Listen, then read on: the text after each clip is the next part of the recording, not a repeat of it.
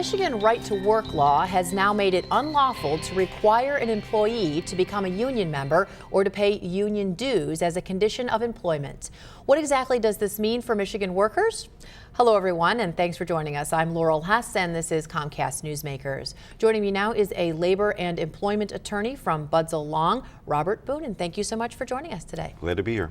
So it's real recent. This right-to-work law went into effect in Michigan the end of March. Too early, perhaps, to tell exactly how it's all going to pan out and what it does mean for Michigan workers. But it's happened in other states. We have a little bit of an idea. Are we going to see attorneys like you becoming very busy with folks in the legal realms fighting this and maybe being uncertain about legal rights and that type of thing?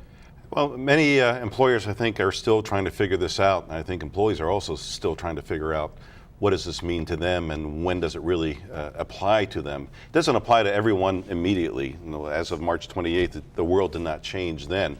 It's something that's going to happen over time as the current contracts expire. So anybody who is already under a union contract, those are sort of grandfathered in and the change won't occur until they're over. That's correct. So it could be a year or 2 years or maybe up to 3 years before employees then can get the opportunity to exercise their rights to stop paying union dues or fees as a condition of employment.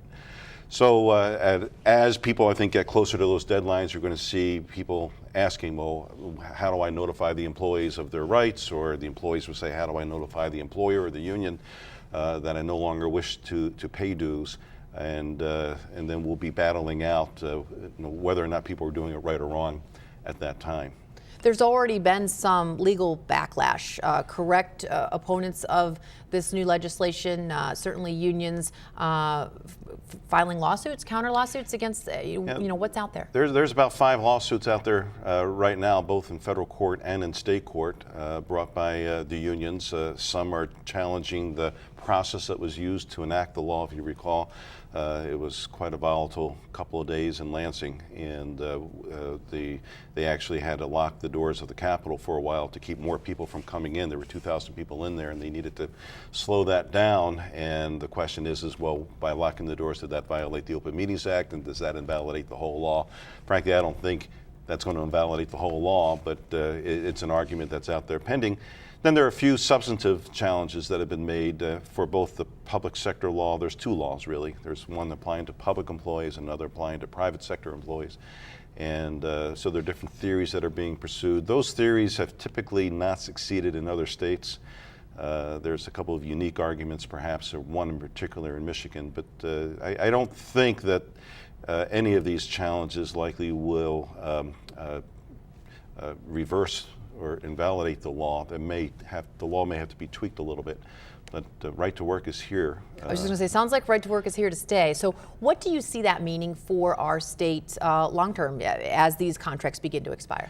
I think it's going to vary depending on the nature of the workforce at a particular site of employment and type of employer, type of employees that are at issue. I believe that in some places it's not going to make much change. You know, the status quo is everyone's going to be supporting the union, and they're going to continue that. That's worked in those facilities. Some facilities, though, the employees are more spread out. They're more decentralized. I think in large part that'll happen in educational institutions, and people will opt to stop supporting the union. And I don't think it's going to change the way that employers deal with employees or unions. It's going to change the politics that unions have, the power they have in Lansing. All right, well, it'll be interesting to see how things pan out over the next several years. Thank you so much for joining us today. My pleasure.